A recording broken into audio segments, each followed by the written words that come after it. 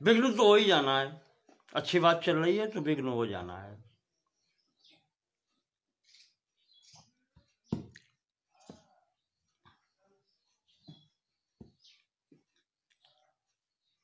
तो मैं ये कह रहा था कि जो भी व्यक्ति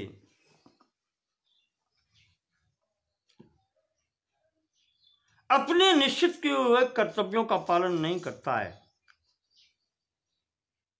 वो सब शोक करने के योग्य हैं और कहना चाहिए निंदनीय है। पराशर जी कहते हैं इसलिए महाराज जनक अपने निर्धारित कर्तव्यों का पालन करना चाहिए, धर्म का पालन करना चाहिए।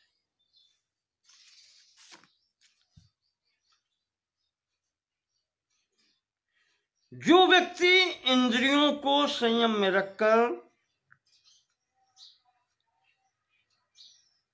मन का निग्रह करके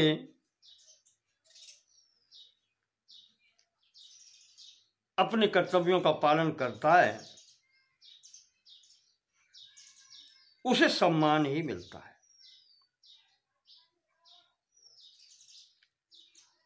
ऐसा नहीं होता कि उसका कोई अपमान कर सके, क्योंकि अच्छे कर्म का फल सुख दिलाता है, बुरे कर्मों का फल ही दुख दिलाता है।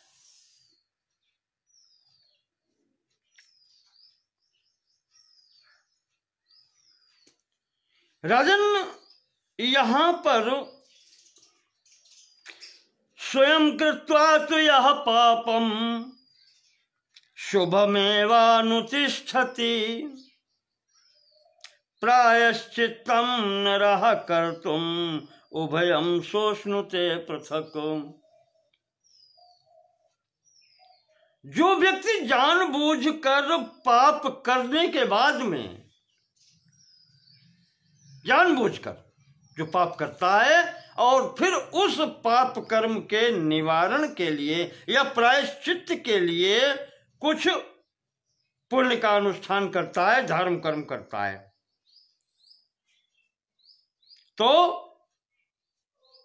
पराशर जी कहते हैं कि दोनों कर्मों का फल उसको अलग अलग भोगना पड़ता है। पाप कर्म का फल पुण्य कर्म करने से समाप्त नहीं होता।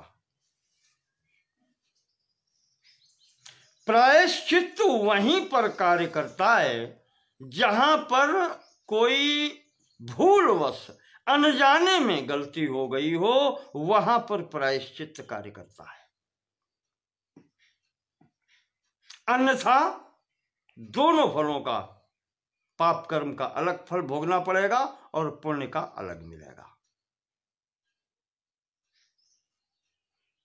अहम तो तावत पश्यामि, पराशर जी कहते हैं कि मैं तो बिल्कुल, मेरा विचार ये है, कर्म यद वर्तते कृतम, कोई भी कर्म जो आपने किया है, गुणयुक्तम प्रकाशम वा, चाहे गोपनीय ढंग से किया हो या प्रकाशम वा या खुलेआम किया हो, जाने में किया हो या अनजाने में किया हो, पापे नानुपसंहितम,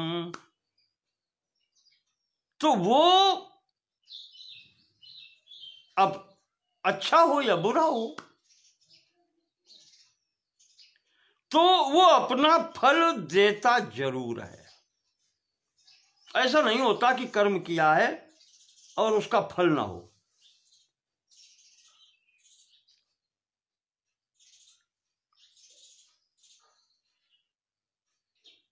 अज्ञान में किया हुआ अगर कोई पाप है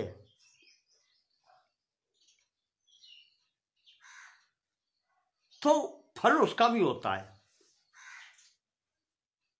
ये नहीं है कि उसका फल नहीं होता। अनजान में हो गया तो हम जान नहीं पाए। हाँ, ये होता है कि जानबूझकर किए गए पाप से उसका कुछ कम होता है, उसकी डिग्री कम होती है, ये होता है। तो चाहिए व्यक्ति को ये कि कभी कभी कहते हैं कि वो ऋषियों महर्षियों ने ऐसे काम किए तो हमें क्या दोष हो गया, विश्वामित्र अपने पद से भ्रष्ट हो गए मेनका के पीछे, पराशर जी भ्रष्ट हो गए मार्ग से मत्स्यगंधा के पीछे। ऐसे लोग तर्क देने लगते हैं। तो उन लोगों के लिए कहना यह है कि महापुरुषों ने जो अच्छे कार्य किए हैं उनका ही तुम अनुसरण करो। ठीक है, अनुसरण तुम उनका ही करो। जो अनुचित कार्य उनसे हो गए हैं वो तुम करने की चेष्टा मत करो।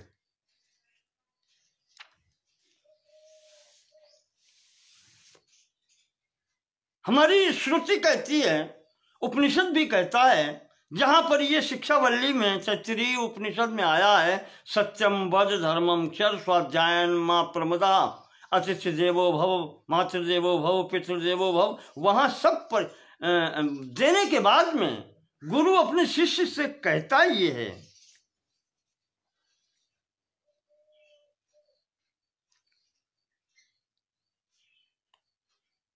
कि जो हमारे अंदर दुर्गुण हैं उन्हें तुम ग्रहण मत करना, उन्हें तुम मत ग्रहण करना। जो मेरे अंदर तुम्हें गुण दिखाई पड़ते हैं वो ही तुम ग्रहण करो। स्पष्ट आदेश है।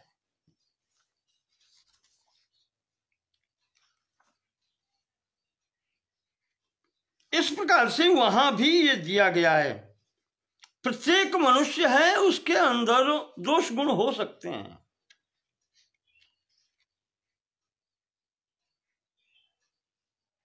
हम तो कहेंगे प्राणी मात्र के बाद, देवता हो, असुर हो, मनुष्य हो, कोई न कोई दोष हो ही सकते हैं। गीता में भगवान कहते हैं कि जैसे दीपक जल रहा है, कितना भी अच्छा दीपक हो, शुद्ध घी का दीपक भी जलाएंगे तो उस अग्नि में थोड़ा बहुत तो धुआं या कालिक होती है। ये संसार जड़ चेतन गुण दोषमय विश्व कीन करता, गुण दोष होते हैं यहाँ। संपूर्ण निर्दोष वस्तु यहां प्राप्त नहीं होती और संपूर्ण दोष युक्त वस्तु भी यहां प्राप्त नहीं होती। तो सब प्रकार से निश्चित करके अच्छे कर्म करने का प्रयास करना चाहिए, निंदा किसी की नहीं करनी चाहिए। ठीक है, पूर्वज थे, उनके द्वारा कुछ ऐसे कार्य हो गए, कहा उन पर दृष्टि न करो, निंदा मत करो किसी की, न देवताओं की, न महर्षियों की, न किसी की। गुण लेना है तुम वो गुण ले लो, और गुण जब लेते रहेंगे तो आपके अंदर गुण बढ़ते ही रहेंगे।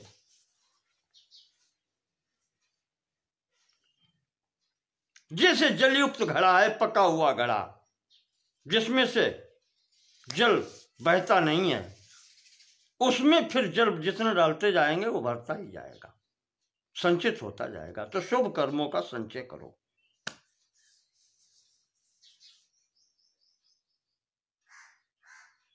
तुम्हारे लिए जो राजा के लिए जो कर्तव्य बतलाए गए हैं वो सब पालन करके विधिवत उसके बाद में संन्यास लेने का विचार करो, इससे पूर्व नहीं।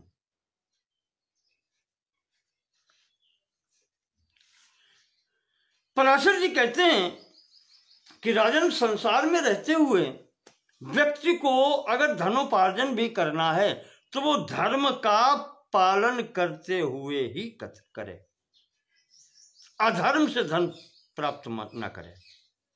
न्यायागतम धनम चैव न्यायेनैव विवर्धितम, न्यायपूर्ण मार्ग से प्राप्त किया हुआ धन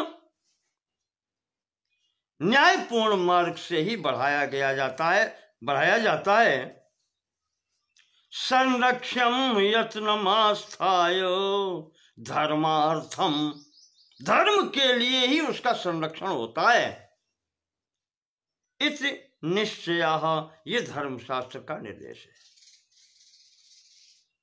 शास्त्र का निर्देश यही है कि धर्म से प्राप्त करे, धर्म से ही बढ़ाए और धर्म के लिए ही उसका व्यय करे, उसी के लिए उसका संकलन करे, संरक्षण करे। किसी भी प्रकार से अधर्म से धन प्राप्त करने की चेष्टा न करे। और जब धन इकट्ठा हो जाए तो उसको सदैव परार्थ व्यय करे, दूसरे को सुख देने के लिए प्रयोग करे, अपने सुख के लिए नहीं। भरतहरि जी ने कहा है कि दान, भोग और नाश, धन की गतियां तीन हैं। प्रथम गति है शोधन धन्य प्रथम गति जाकी, जिसकी प्रथम गति होती है धन की, वही धन धन्य है। दान यानी दूसरे की सहायता करना। सैकड़ों उदाहरण शास्त्र में मिल जाएंगे। महाराज रणसिंहदेव ने 48 दिन भूखे रह करके 49वें दिन भी जो कुछ प्राप्त हुआ सब दान कर दिया।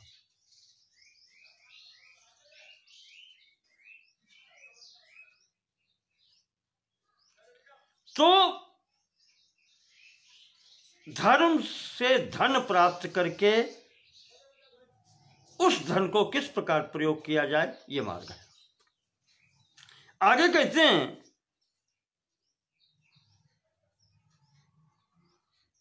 कि प्रत्येक मनुष्य जब इस संसार में आता है राजन, तो उसके ऊपर कुछ ऋण होते हैं, उनको चुकाने का प्रयास जरूर करना चाहिए। देवातिथि वृत्तेभ्यः पितृभ्यश्चात्मनस्तथा ऋणवान् जायते मर्त्यः तस्मादन्नतां व्रजेत। यहां पर 5 प्रकार के ऋण बताए गए हैं। देवताओं का, अतिथि का, भृत्येषु, भृत्येभ्यः यानी जिनका भरण पोषण आपके सुपुर्द किया गया है, पितृभ्यः माता पिता का, पितरों का, और आत्मनस तथा और अपना भी। ये 5 ऋण व्यक्ति के होते हैं, इनको चुकाना चाहिए, आवश्यक है। कैसे चुकाए जाएं, उसके लिए साधन बताते हैं कि स्वाध्यायेन महर्षिभ्यो, ऋषि ऋण जो है वो वेद शास्त्रों का स्वाध्याय करके चुकाया जाता है, जो ऋषियों ने अपना अनुभव दिया है।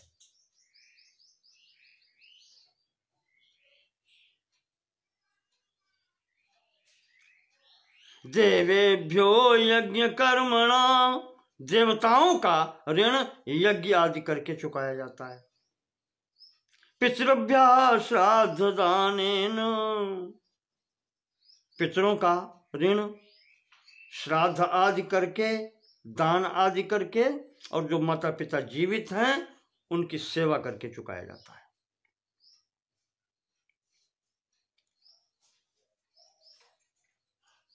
नृणाम अभ्यर्चनेन च, और अतिथियों के ऋण से छुटकारा वो मिलता है जब अतिथि का सत्कार स्वागत किया जाता है। नृणाम ये मनुष्यों का है।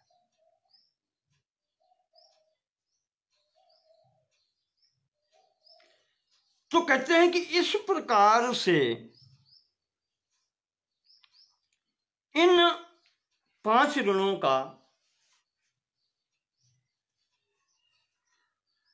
5 ऋणों से ऋण होना चाहिए, आवश्यक है गृहस्थ में रहते हुए।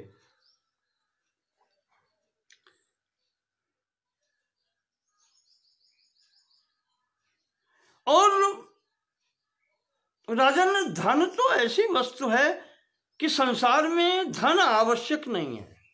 धन ही सब कुछ नहीं है। कुछ हो सकता है सांसारिक व्यक्तियों के दृष्टि में, पर सब कुछ नहीं है। जो मोक्ष मार्ग के अनुगामी हैं उनके लिए धन कुछ भी नहीं है। उनके लिए मार्ग बताया गया है कि यज्ञ आदि करे, पर वो यज्ञ दूसरे प्रकार के भी हो सकते हैं जिनमें धन की आवश्यकता नहीं है। और कुछ भी न हो तो स्तुति रूपी यज्ञ तो हो ही सकता है। भगवान के सामने खड़े होकर के उनकी स्तुति करें। अपना आत्मसमर्पण यज्ञ ये होता है। अपना समर्पण तो प्रभु के प्रति कर सकते हैं। इस मार्ग से जाने कितने लोगों ने सिद्धियां प्राप्त की हैं।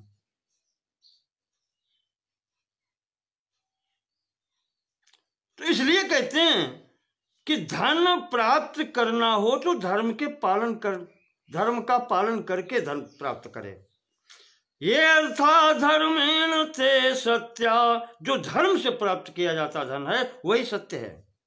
ये अधर्मेण धिगस्तुतान, और जो अधर्म करके प्राप्त हो का धिक्कार है ऐसे धन के लिए। वो धन आवश्यक नहीं है। धर्मम वै शाश्वतम लोके न जहिया धन कांक्षया। संसार में अगर कोई वस्तु आवश्यक है तो धर्म आवश्यक है। धर्म के पालन करने के लिए आप आए हैं यहां, धन की कोई आवश्यकता नहीं है। इसलिए धन की आकांक्षा छोड़ देनी चाहिए। जो व्यक्ति सदाचारी होता है वो सब कुछ प्राप्त करता है। भले ही वो अग्निहोत्र न कर पाए, व्यक्ति में धन की कमी हो, लेकिन आचरण की अगर शुद्धता है तो उसको वो सब कुछ प्राप्त हो जाता है। जो व्यक्ति अभिमान का त्याग करता है, अपने से वृद्ध पुरुषों की सेवा करता है, कामोपभोग में अनासक्त होता है, आसक्त कहीं नहीं होता, सबके प्रति प्रेम रखता है, मन में छल कपट नहीं रखता, दूसरे के प्रति अहिंसा का व्यवहार नहीं करता, वो व्यक्ति स्वयं ही सिद्ध हो जाता है।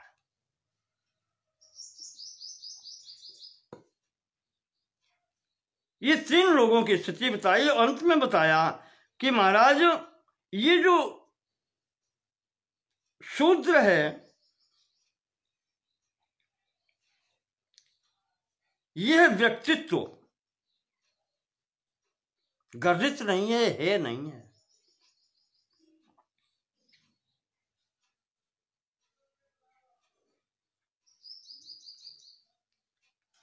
अगर वो अपने सेवा भाव को ही प्रेम पूर्वक पालन करे, ये कर्तव्य है उसका, तो उससे उसको बहुत बड़ा लाभ होता है। यहां पर यह कहा गया है कि अगर उसके पास कोई अपने पूर्वजों से प्राप्त आजीविका का प्रबंध है, ठीक है, तब उसको छोड़े नहीं, वो भी करे। और अगर ऐसा नहीं है तो संपूर्ण फल सिद्धि के लिए उसके पास सेवा भाव ही सबसे बड़ी चीज है। और ऐसे व्यक्ति को भी दुष्टों का संग नहीं करना चाहिए। वो कोई भी हो, ब्राह्मण क्षत्रिय वैश्य शूद्र, सबको कहा गया है कि दुष्टों का साथ न करो।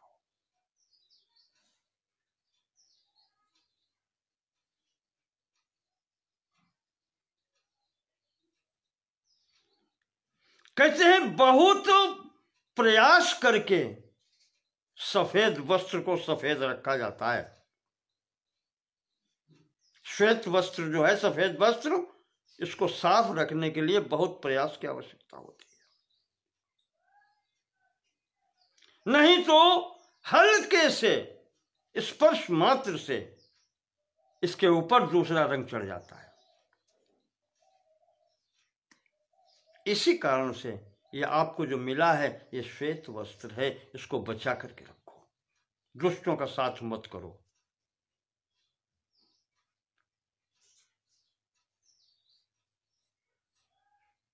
अच्छा कार्य करने में दुख आता है, कष्ट होता ही है। बुरा कार्य करने में वो लगता है कि नहीं होता, लेकिन उसका परिणाम भयंकर होता है। पर जो तपस्या करता है, जो शुभ कार्य करता है, सर्वहित करता है, कष्ट उसके पास भी आता है, पर उससे ही वो छोड़ने का मार्ग छोड़ना नहीं चाहिए।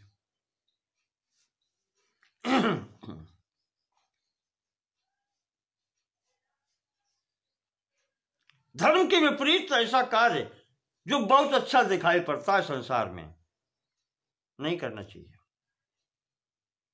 संसार में दिखाई पड़ता है इससे बहुत लाभ है, उस सांसारिक लाभ के अंतर्गत पढ़कर यह नहीं करना चाहिए।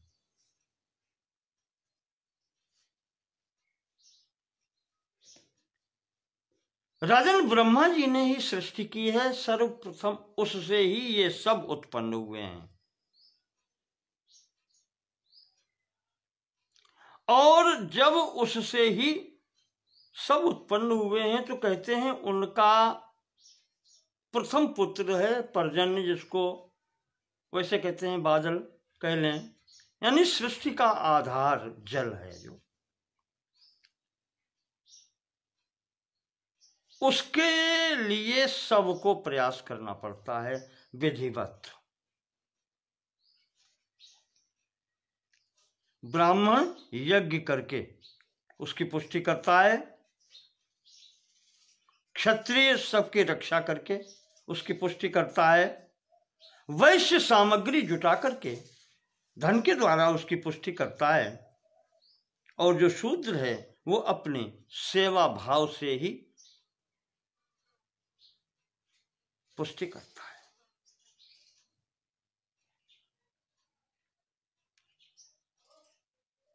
ये अपने जब सब दमेन शोभते विप्रह, विप्र की शोभा इंद्रिय दमन से होती है। क्षत्रियो विजयेन तु, क्षत्रिय की शोभा विजय प्राप्त करने में होती है। धनेन वैश्य, और वैश्य की शोभा धन से होती है। शूद्रस्तु नित्यम दाक्षेण शोभते, और शूद्र की शोभा उसकी कार्यकुशलता में होती है। तो प्रत्येक व्यक्ति को अपने कर्मों का ही धर्म समझ करके पालन करना चाहिए।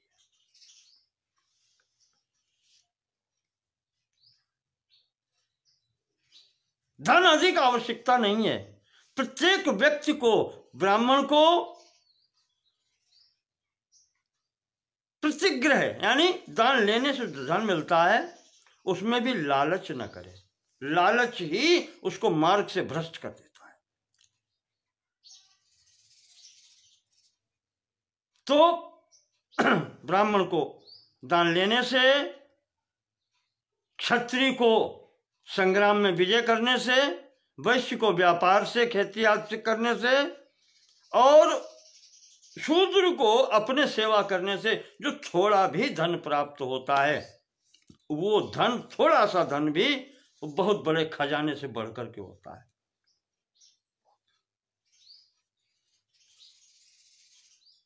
यहां पर कुछ कार्य बताए गए हैं कि ब्राह्मण अगर अपनी आजीविका से उसका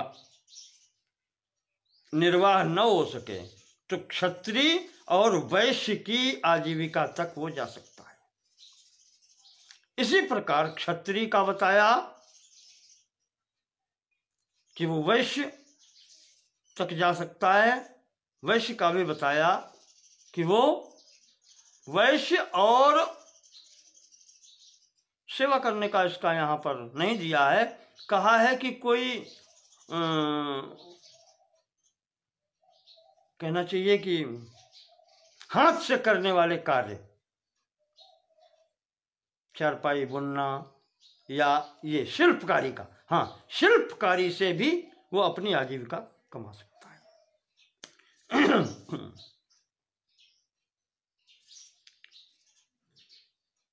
शूद्र के लिए भी कहा गया है कि अगर उसका सेवा वृत्ति से जीविका न चले, वाणिज्यम पशुपाल्यम च तथा शिल्पोपजीवनम शूद्रस्यापि विधीयन्ते यदा वृत्तिर न जायते।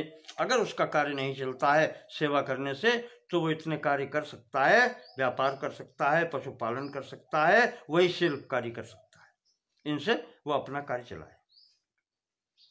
कुछ कार्य यहां पर ऐसे बताए गए हैं जो किसी को नहीं करने चाहिए। कहता है रंगमंच पर नाचना, स्त्री रूप धारण करके नाचना, मध्य मांसोपजीव्यम च, मध्य मांस का बेचना, विक्रयम लोह चर्मणों, लोहे का चमड़े का बेचना,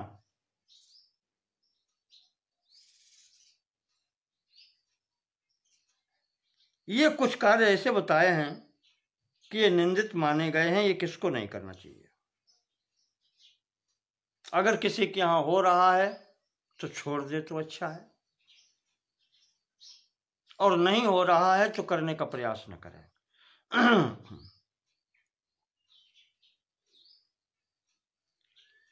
निंदनीय कर्म जितने बताए गए हैं उनका स्वयं से त्याग करें।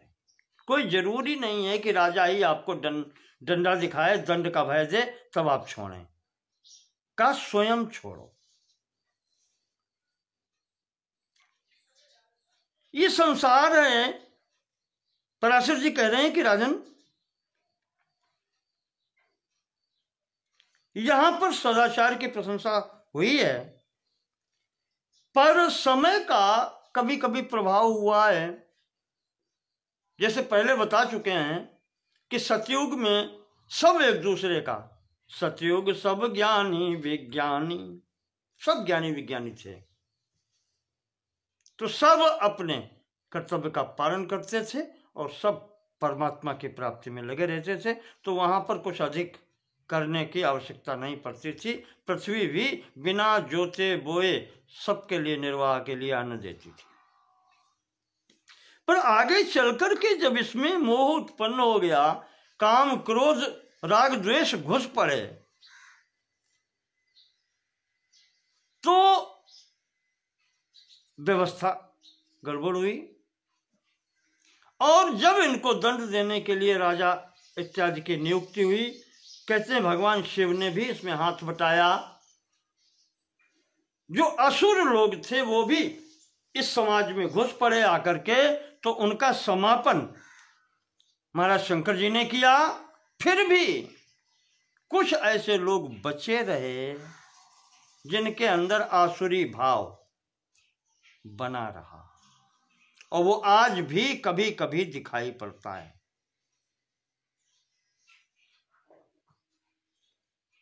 पराशर जी कहते हैं इसलिए तस्मादहम ब्रवीमि त्वाम, इसलिए महाराज मैं निश्चय पूर्वक आपसे कह रहा हूं, राजन संचिंत शास्त्रतः, और शास्त्र के द्वारा चिंतन किया है मैंने,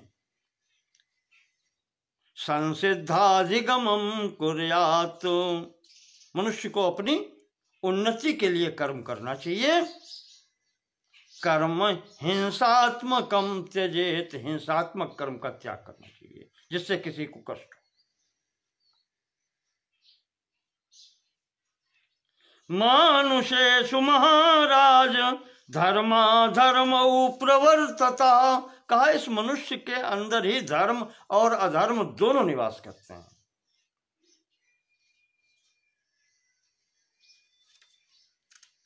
क्यों? क्योंकि इसमें क्षमता है सोचने की, करने की, इसलिए इसको शिक्षा अधिक दी जाती है।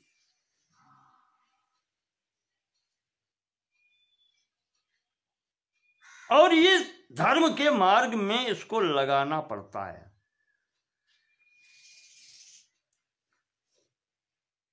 जो व्यक्ति विषयों में आसक्त हो जाता है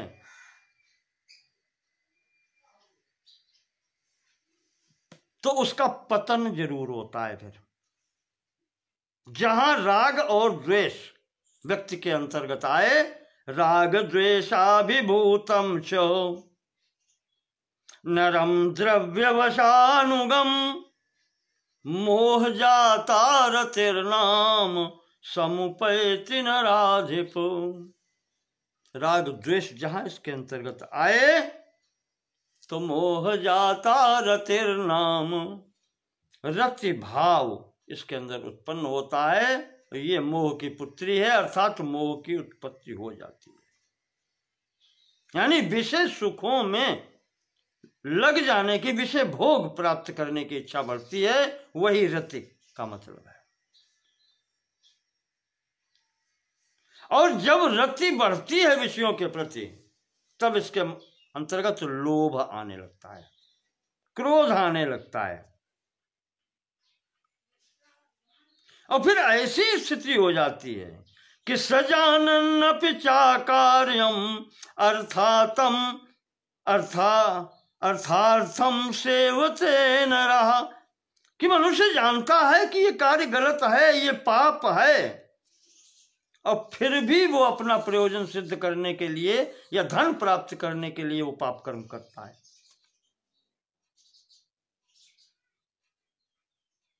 वो जानता है ये मार्ग संसार में फंसने का है, फिर भी वो घर गृहस्थी में सब में फंसता है। वो ये सोचता है कि मुझे सम्मान मिले, मुझे भोग सामग्रियां मिले, जानता है फंसना है इसमें, और फिर वो पाप करता है और इसी में नष्ट हो जाता है, अपना जीवन नष्ट कर लेता है। इसलिए राजन,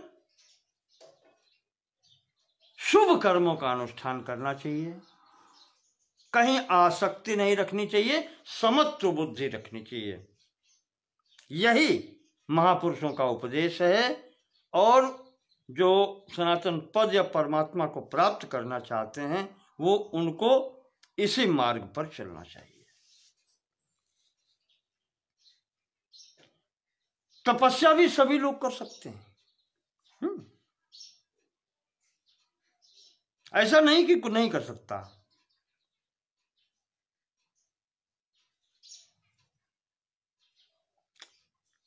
चाहे वो शूद्र ही क्यों न हो, उसका विधान उसके है।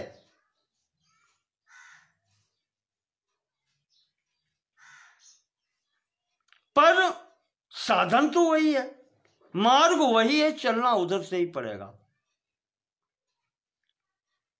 इसमें पाखंड का स्थान नहीं है। व्यक्ति को जितेंद्रिय होना ही पड़ेगा, मन का निग्रह करना ही पड़ेगा।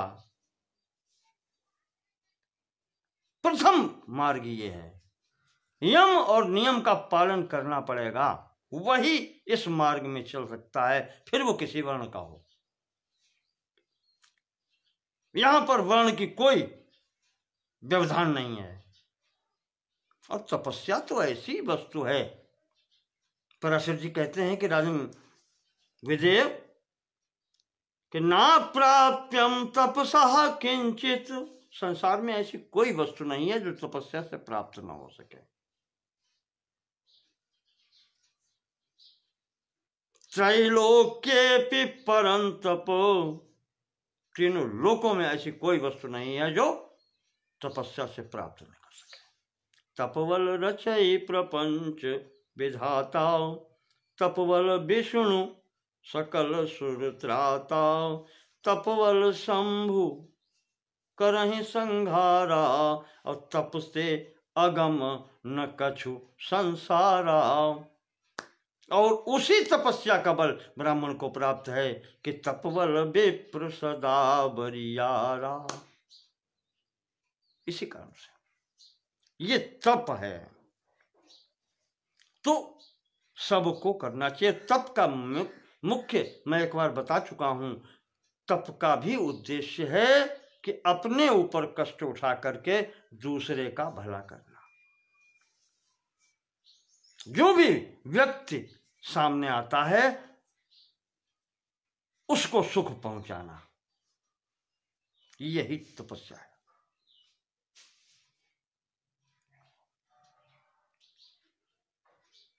अगला गुण आता है कि व्यक्ति को संतोषी होना चाहिए।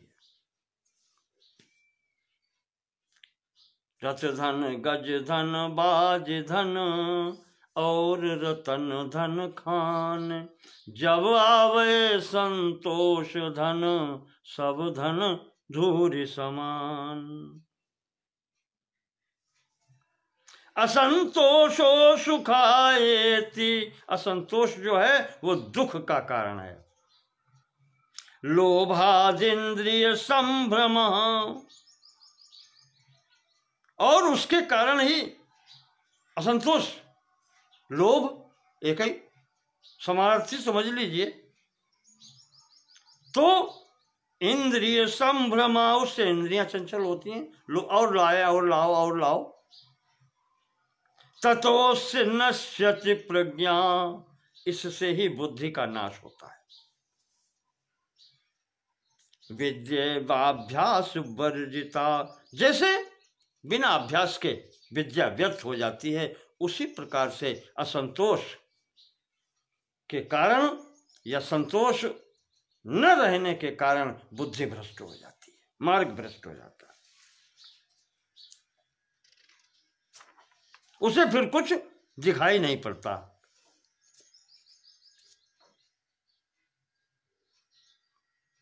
व्यक्ति को चाहे सुख हो चाहे दुख हो, सुखे तु वर्तमानो वै दुखे वापि नरोत्तम, सुव्रतादयो न चलते शास्त्र चक्षु समानवा।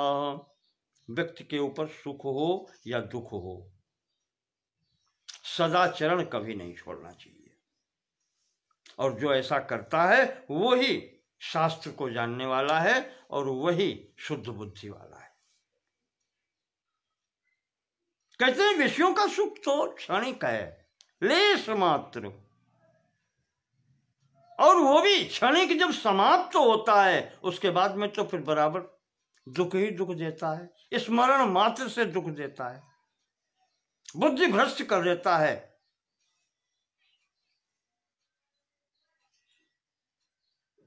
इसलिए जो पुरुष, जो व्यक्ति मोक्ष मार्ग का अनुगामी है, उस पर चलना चाहता है, उसे संपूर्ण कार्यों को विधिवत अपने कर्तव्यों का निर्वाह करना चाहिए। और जो ऐसा करता है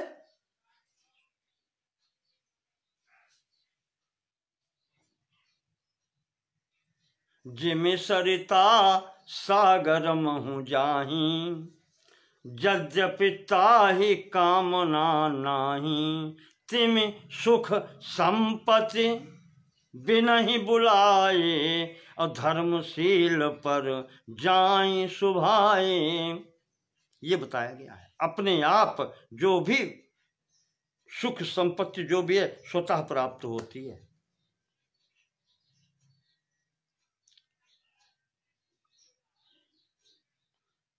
इस प्रकार से बताया कि धर्म का पालन कैसे हो। तो जनक जी पूछते हैं कि महाराज ये वर्ण कैसे बन गए? ब्रह्मा जी से उत्पत्ति तो एक ही जैसी हुई, और संतान जिस पिता से उत्पन्न होती है वो पिता सदृश ही होती है। यदेतज्जायते पत्यम, ये अपत्य, ये पुत्र जिससे उत्पन्न होता है, स एव अयम इति श्रुति, वो अपने पिता के अनुरूप ही होता है, ऐसा श्रुति कहती है। तो कथम ब्राह्मण तो जातो विशेष ग्रहणम गता, इस प्रकार की जब वैदिक श्रुति कहती है, मंत्र कहता है, तो ये ब्रह्मा से उत्पन्न होने से ब्राह्मण से आगे फिर ये चार वर्ण कैसे हो गए? सब ब्राह्मण ही होने चाहिए थे। तो पराशर जी कहते हैं कि जनक को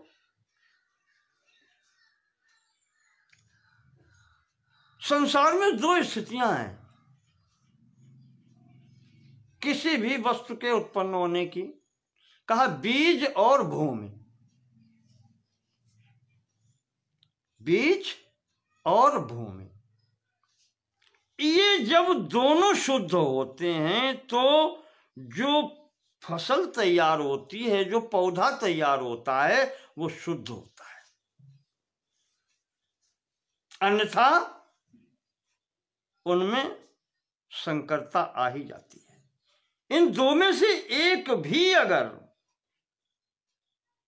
हीन गुण का हुआ तो संकरता उत्पन्न हो जाती है।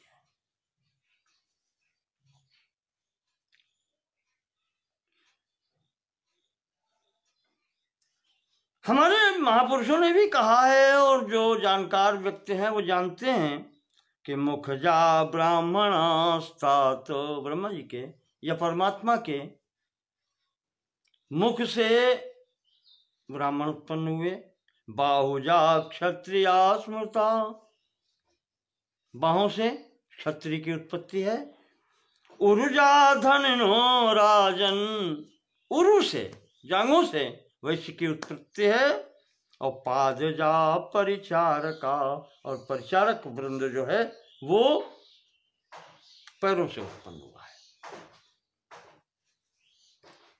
ये चार ही वर्ण ब्रह्मा जी से उत्पन्न हुए हैं। पराशर जी के कहने का मतलब ये है कि सभी ब्राह्मण नहीं है,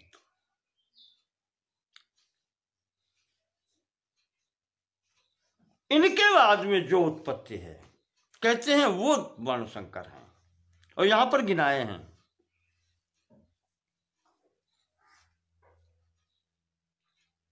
क्षत्रिया अतिरथा अम्बष्ठा उग्रा वैदेह कास्तथा, अतिरथ अम्बष्ठ उग्र वैदेह स्वपाक पुलकस निषाद सूत मागध,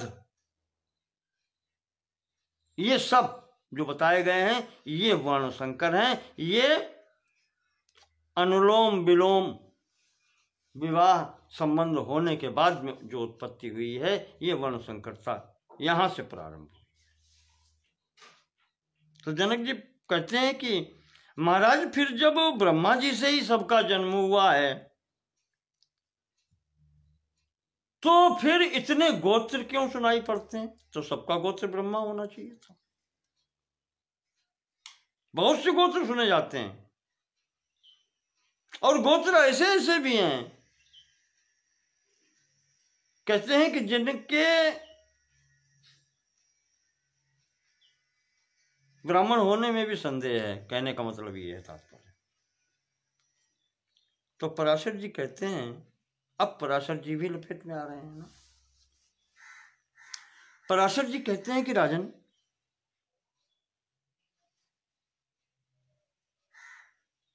जिन ऋषियों मुनियों के प्रति तुम्हारे मन में संदेह हो रहा है,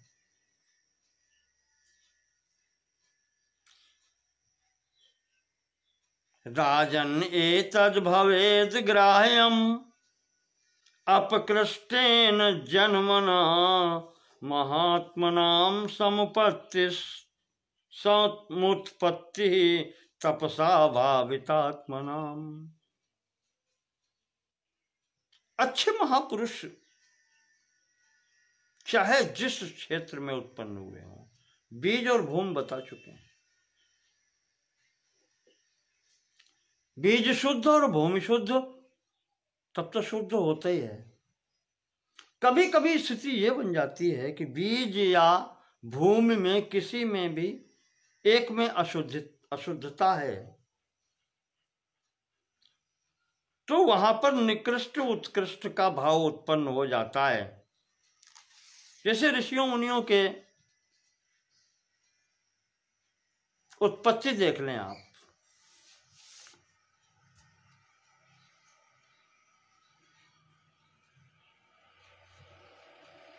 वशिष्ठ जी की, पराशर जी सीधे कह रहे हैं कि वशिष्ठ जी की उत्पत्ति देख लें, ये भी कुंभज कहे जाते हैं।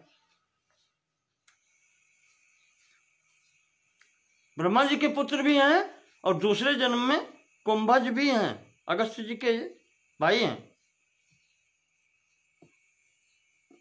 श्रृंगी ऋषि की उत्पत्ति आपको पता होगी, मृगी योनि के माता है, उससे उत्पत्ति है।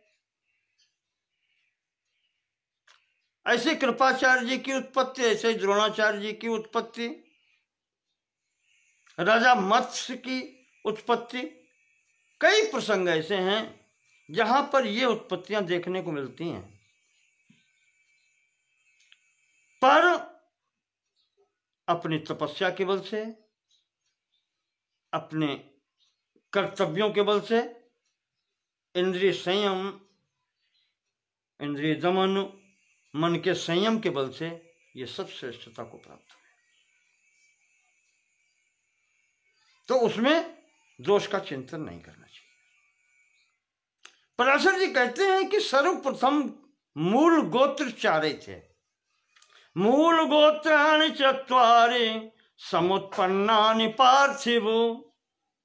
पहले मात्र 4 गोत्र थे। कौन कौन? अंगिरा, कश्यपः चैव वशिष्ठो भृगुरेव च। अंगिरा, कश्यप, वशिष्ठ और भृगु, ये मूल गोत्र 4 ही हैं। और इससे आगे कर्मतो अन्यानि गोत्राणि समुत्पन्नानि पार्थिव। अन्य गोत्र जो उत्पन्न हुए हैं आगे चल करके, वो कर्मतः अन्यानि गोत्राणि, कर्म के अनुसार उत्पन्न हुए हैं। जिन ऋषियों ने अपने विशेष कर्म किए हैं, प्रसिद्धि हुई है, उनके अपने नाम से फिर गोत्र आगे चले।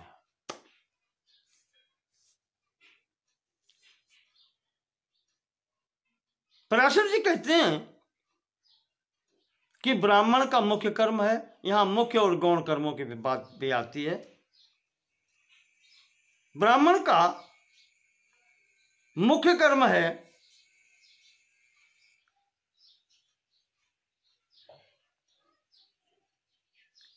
दान देना,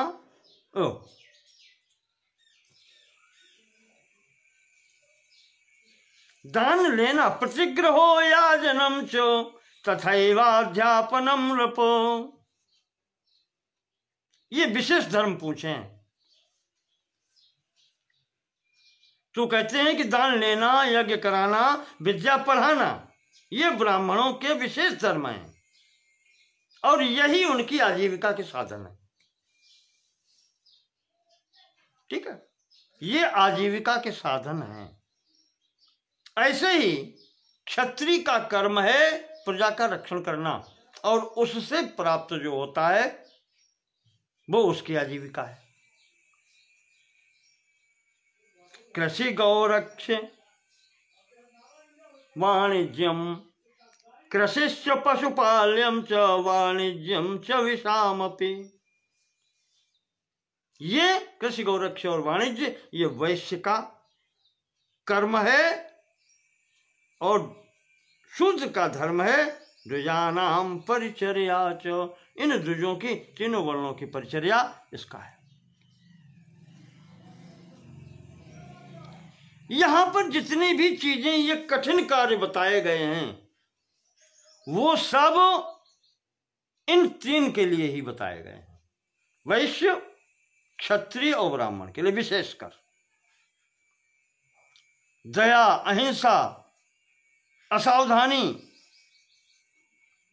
सावधानी, देवताओं पितरों की सेवा करना, उनका भाग देना, दान देना, श्राद्ध कर्म करना, अतिथि सत्कार, सत्य का पालन, अक्रोध, अपनी पत्नी से संतुष्ट, पवित्रता रखना, किसी के दोष न देखना, आत्मज्ञान और सहनशीलता, ये गुण सभी वर्णों के लिए हैं, सामान्य धर्म है।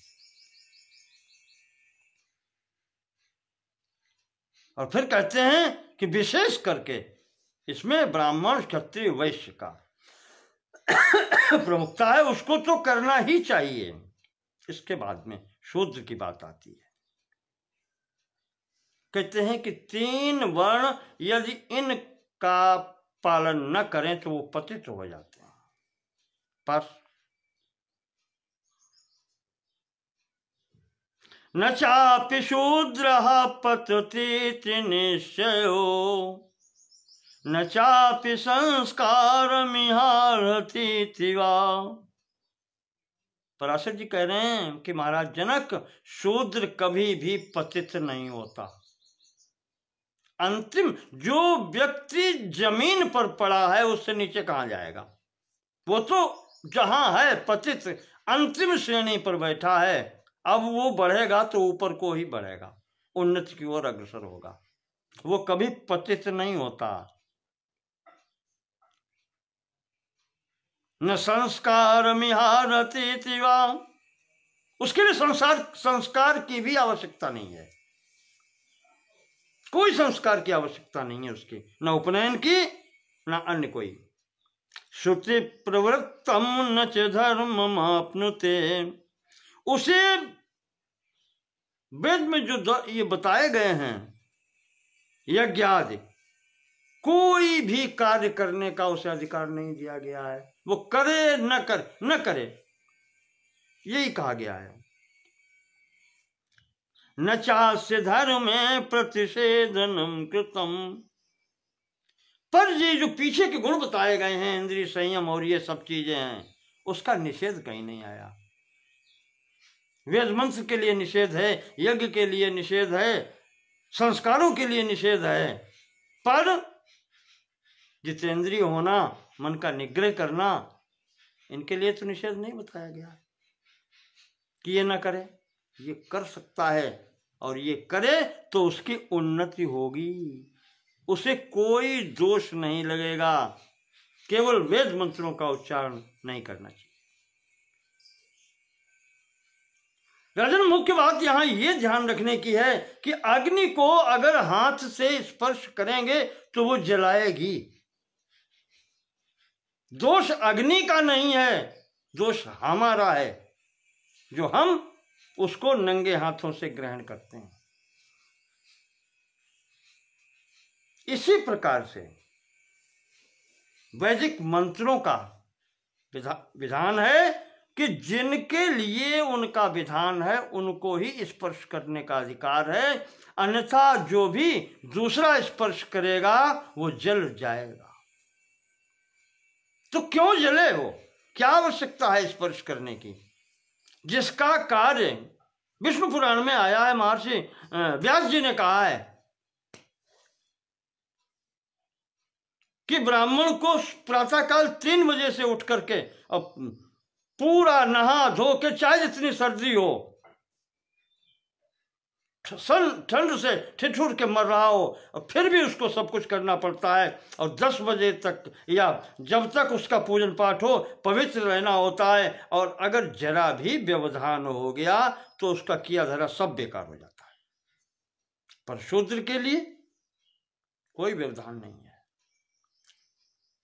वो अगर अपने कर्तव्य का पालन, एक गली में झाड़ू भी लगा रहा है और उसका अगर चित्त केंद्रित है कि इस मार्ग से भगवान निकलेंगे, मैं किसी के लिए कार्य नहीं कर रहा हूं, ईश्वर के लिए कार्य कर रहा हूं, भगवान के लिए कार्य कर रहा हूं, तो वो उसको वही सिद्धि दिलाएगा जो उस ब्राह्मण को इतना कष्ट उठाने के बाद मिलती है।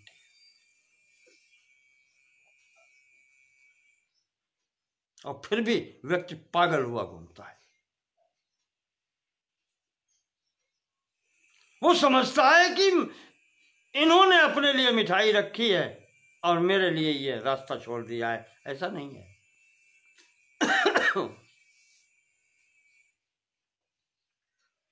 यहां कहते हैं कि जाति से या वर्ण से व्यक्ति कितना भी श्रेष्ठ क्यों न हो, पर अपने अगर धर्म से वो भ्रष्ट हो गया, अपने कर्म से अगर वो भ्रष्ट हो गया, तो उसमें कलंक लग ही जाता है। वो कलंकित हो जाता है, फिर कलंक छूटता नहीं है। इसीलिए किसी भी प्रकार से अकर्तव्य न करे। जो अपने लिए वेद विहित है वही कार्य करे, दूसरा कार्य करने की चेष्टा न करे, उससे लाभ कुछ नहीं होता। जो लोग मंदिर में भीतर घुस के पूजा करने के लिए न्यायालय की शरण लेते हैं आजकल की स्थिति में, जनबल धनबल बाहुबल का आश्रय लेते हैं, उन्हें ये पता नहीं है कि इसमें हानि किसकी हो रही है। अग्नि में अगर प्रवेश करेंगे तो चाहे हाथ जोड़ के प्रवेश करें और चाहे गाली जी के प्रवेश करें, वो दाहक शक्ति है, वो जला जरूर देगी। उस मंदिर के उस देवता का तुम कुछ नहीं बिगाड़ सकते, तुम स्वयं अपना बिगाड़ोगे।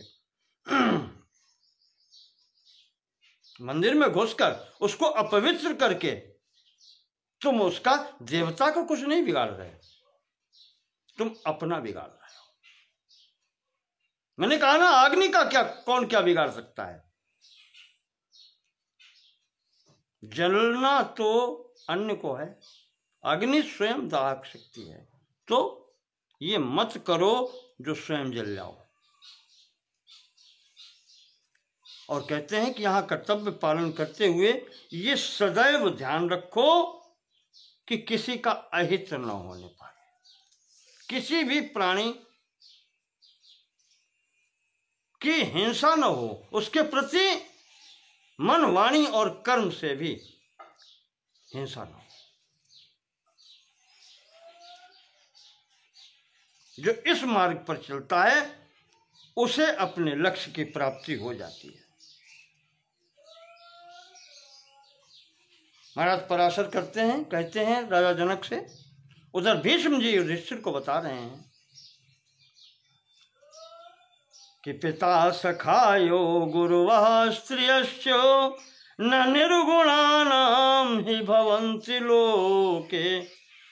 संसार में जो गुणहीन हैं, जो अपने कर्म का पालन नहीं करते, जो मार्ग भ्रष्ट हो चुके हैं, कहते हैं उनका संसार में कोई होता नहीं। माता पिता भी इनकार कर देते हैं, कहते हैं मेरा लड़का नहीं है, मेरा पुत्र नहीं है। ऐसे व्यक्ति के न माता पिता होते हैं, न मित्र होते हैं, न पत्नी होती है, न पुत्र होते हैं, कुछ नहीं, कोई नहीं होता। ये सब किसके होते हैं? जो सन्मार्ग पर चलता है।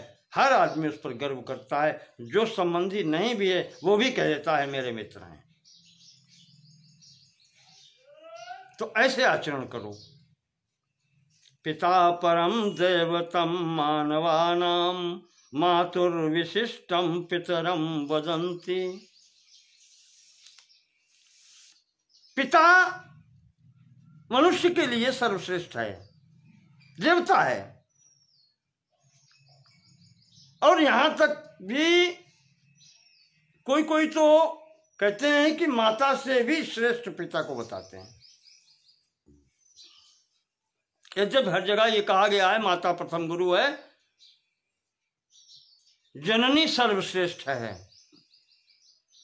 पर जननी के निर्देशानुसार वो पिता भी सर्वश्रेष्ठ होता है, जिसका मेरी परम गुरु, मेरे लिए जो ईश्वर है मेरी माता, और वो कह देती है कि ये मेरा भी स्वामी है, इस कारण से वो पिता भी सर्वश्रेष्ठ है, माता से भी श्रेष्ठ हो जाता है।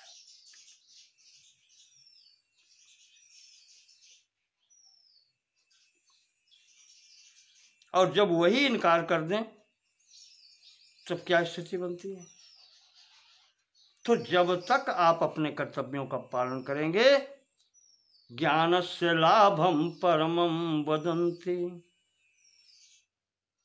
जब ये ज्ञान हो जाएगा तो वही परम लाभ है। जितेंद्रियार्था परमाप्नुवन्ति, और जो जितेंद्रिय हो जाता है, इंद्रियों पर विजय प्राप्त कर लेता है, वो इस परम पद को प्राप्त करने का अधिकारी हो जाता है। क्षत्रिय समर भूमि में शरीर छोड़ करके वही गति प्राप्त करता है जो योगी योग में समाधि अवस्था में बैठ करके ब्रह्मरंध्र को फोड़ करके निकल करके गति प्राप्त करता है, वो उसको प्राप्त करता है।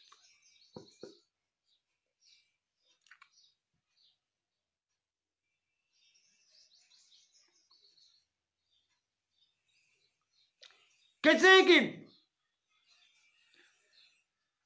जो व्यक्ति पापाचार करता है उसे कोई बचा नहीं सकता। जो अपने कर्तव्य का पालन नहीं करता उसे कोई भी बचा नहीं सकता। संसार में प्रारब्धवश जो भी आयु मिली है उससे पहले उसको कोई मार नहीं सकता। और जो ऐसा करने का प्रयास करते हैं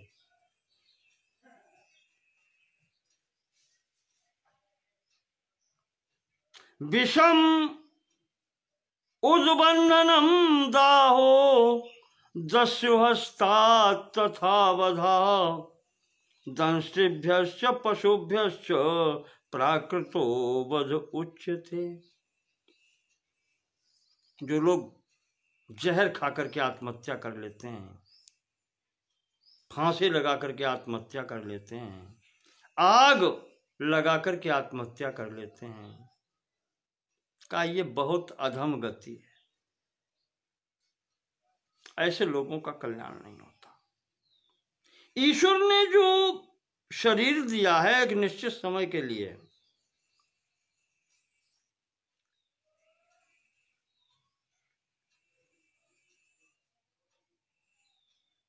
उस स्थिति में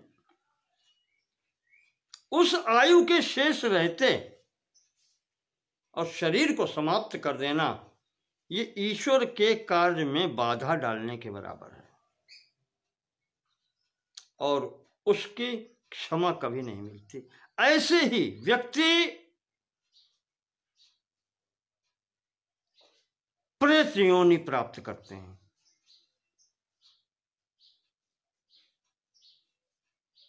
और फिर उन्हें उस पाप कर्म का फल भोग भी करना पड़ता है।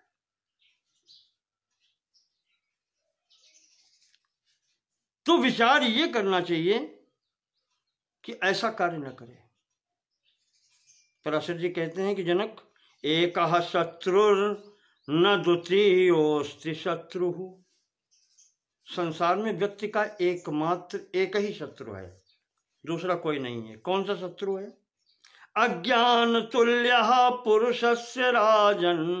अज्ञान के बराबर कोई दूसरा शत्रु है ही नहीं। येनावृतः कुरुते संप्रयुक्तो घोराणि कर्माणि सुदारुणानि। इस अज्ञान के वश में होकर के ही व्यक्ति घोर कर्म करता है, पाप कर्म करता है, क्रूरतापूर्व कर्म करता है। इसलिए इस अज्ञान को हटाने के लिए प्रयास करना चाहिए। ये मनुष्य योनि जो है बहुत दुर्लभ है, ऐसे मिलती नहीं है। पराशर जी कहते हैं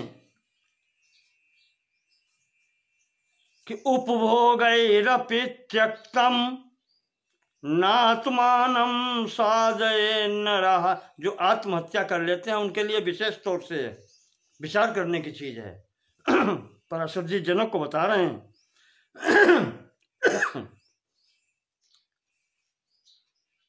चांडालत्वेपि मानुष्यम सर्वथा तात शोभनम।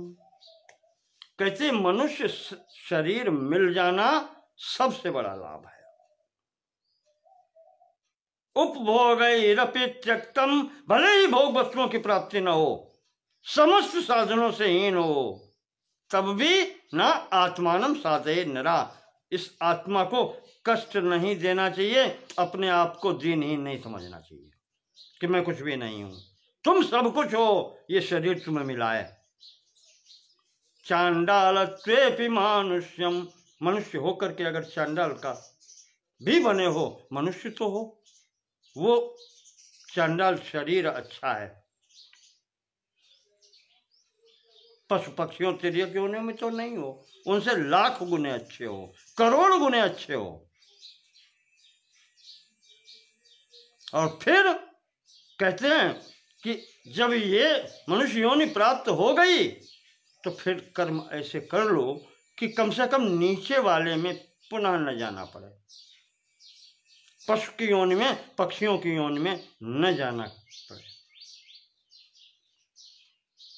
और जो ऐसा नहीं करता, कहते हैं कि वो फिर आत्महत्या के ही समान है, उसके सब आचरण भी आत्महत्या के ही समान हो। सो परत्र दुख पावै सिर धोने धोने पछताए, काल ही कर्म ही ईश्वर ही मिथ्या दोष लगाए।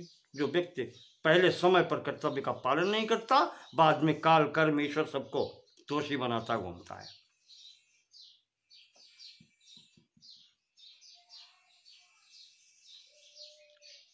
तो इस प्रकार से भीष्म जी बता रहे हैं कि युधिष्ठिर, पराशर जी ने जनक जी को उपदेश दिया था। उसके बाद में अंत में जनक जी ने पूछा किम श्रेयः का गतिर्ब्रह्मन्, महाराज कल्याण का साधन क्या है और सबसे उत्तम गति कौन सी है?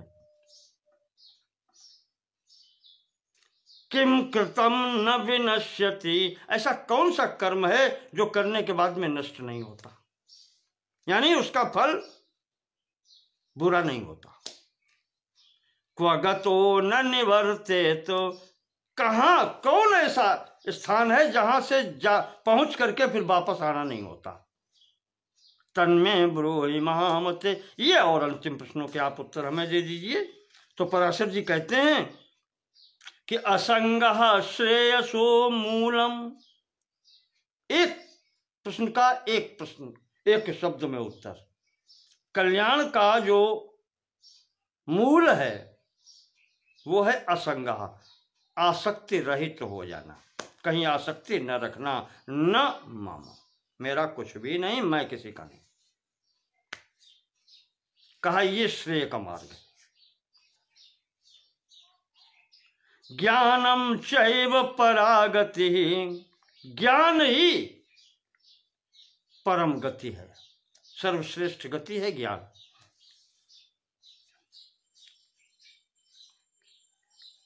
शीर्णम तपो न प्रणश्येदु, अपने द्वारा किया हुआ तप वो कभी नष्ट नहीं होता।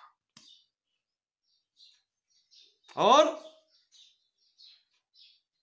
अवापः क्षेत्रेण नश्यति,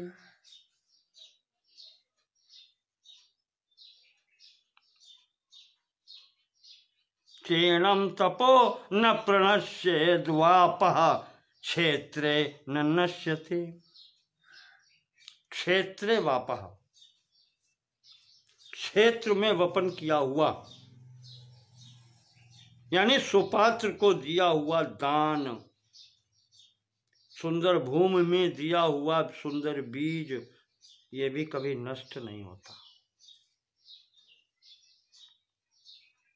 और फिर इसके बाद में अंतिम प्रश्न का उत्तर है क्व गतो न निवर्तेत, कहाँ पहुंचकर व्यक्ति फिर वापस नहीं होता है उसके बारे में वही सब स्थितियां बताई हैं। यद गत्वा न निवर्तन्ते तद्धाम परमम मम, भगवान श्री कृष्ण ने गीता में जो कहा है वो मेरा ही धाम ऐसा है कि जहां जाकर के फिर व्यक्ति का वापस होना नहीं होता। इस प्रकार से महाराज पराशर जी ने पूर्ण उपदेश दिया है जनक जी को। यहाँ पर पराशर गीता का समापन अध्याय 298 पर होता है। आज का प्रसंग हम यहीं पर पूर्ण करते हैं। इसके आगे का फिर ईश्वर चाहेगा तो कल देखेंगे, अन्यथा फिर उनकी इच्छा। हम क्या कर सकते हैं, हम तो निमित्त मात्र हैं। पढ़ते हैं पुस्तक, अच्छी बात आपके सामने रखते हैं, अच्छा लगे ग्रहण जरूर करें, सुने और कह क्या सकते हैं। ईश्वरार्पण है, अपना कुछ भी नहीं है, तेरा तुझको अर्पण क्या लगे मेरा। बोले भीष्म जी महाराज की जय, पराशर जी महाराज की। ओम नमो भगवते वासुदेवाय, ओम नमो भगवते वासुदेवाय।